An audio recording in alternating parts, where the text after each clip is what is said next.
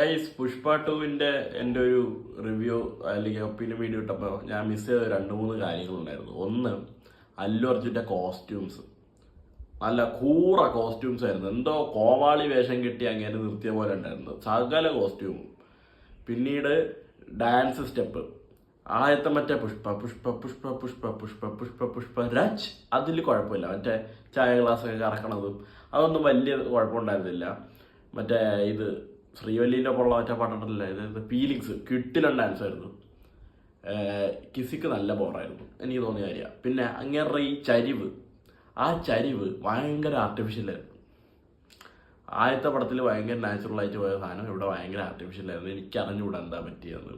അപ്പോൾ എൻ്റെ സുകുമാരണ്ണ, മെനക്കുള്ള ഒരു സ്ക്രിപ്റ്റ് ഒന്നും ഇല്ലാതെ പുഷ്പ 3 എടുക്കല്ലേ, എനിക്ക് വയ്യ.